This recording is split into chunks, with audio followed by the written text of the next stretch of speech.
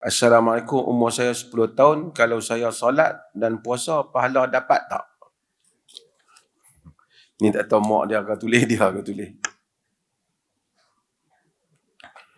Pertama, tuan-tuan, ada tak 10 tahun ni nak tengok. Ada 10 tahun yang telah baligh, ada 10 tahun yang belum baligh.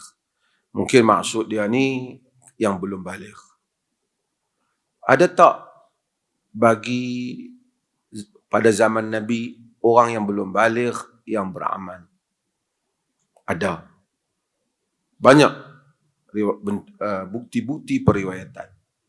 Antaranya seorang perempuan dia angkat anak dia pada Nabi SAW. Dia kata, "Ya Rasulullah, ali hadha hajj." Wahai Rasulullah, bagi budak ni ada boleh haji ke? Budak, sabiyan. Budak, Nabi kata, bahkan budak macam kata dalam riwayat tu. Nabi kata, "Na'am walaki ajr." Ya, bagi engkau pahala.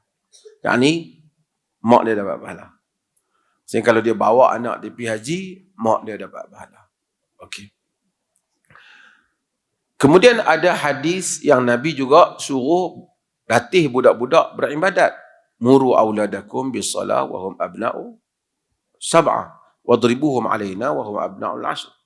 Suruh anak kamu salat sedangkan mereka umur 7 tahun dan pukul mereka ketika mereka umur 10 tahun. Yang ni bukan main 10 tahun pukul. 7 tahun tu setiap hari suruh sampai 3 tahun.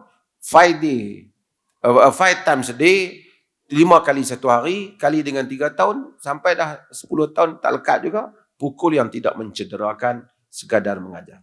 Artinya, budak-budak boleh disuruh beramal sebelum pun baligh.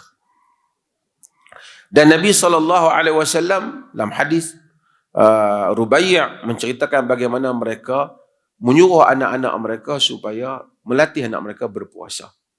Ini semua banyak dalam riwayat. Okey. Kalau mereka mengamalkan, siapa yang dapat pahala? Kalau ketika budak tu mengamalkan, dia belum lagi baligh, tapi dia sudah mumayyiz, dia dah faham. Dia faham solat. Dia faham puasa. Dia baca Quran, dia faham Quran. Dia faham ini adalah amalan yang Allah dan Rasul suruh. Dia berzikir, disebut subhanallah, dia tahu dapat pahala, Allah suka. Dia dapat pahala.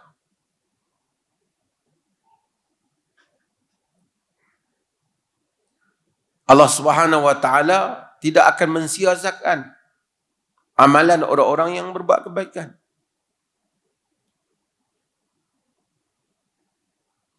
Dia dapat pahala. Kedua, siapa yang dapat pahala? Yang dapat pahala ialah orang yang mengajarnya, yang menyuruhnya juga mendapat pahala. Pahala ni tuan-tuan jangan fikir, hang dapat pahala bahagianku kurang, yang tu bukan, yang tu upah. Upah dia dunia ni, peruntukan RM20, member ambil RM15, tinggal RM5. Tak. Allah Ta'ala bagi pahala yang sempurna untuk dia. Bagi juga pahala kepada ibu bapanya yang menjauh. Kemudian budak-budak ni, walaupun dia belum baligh, tetapi bila dia beramal dengan agama, mudah-mudahan Allah berikan keberkatan. Tuan-tuan tengok sebahagian budak-budak, daripada kecil, belum baligh lagi, ada kecenderungan mereka nak buat baik. Nak main masjid, nak baca Quran, mari solat. Dan kalau hal itu ada, itu adalah mudah-mudahan petanda yang baik. Dan itu ada kesan.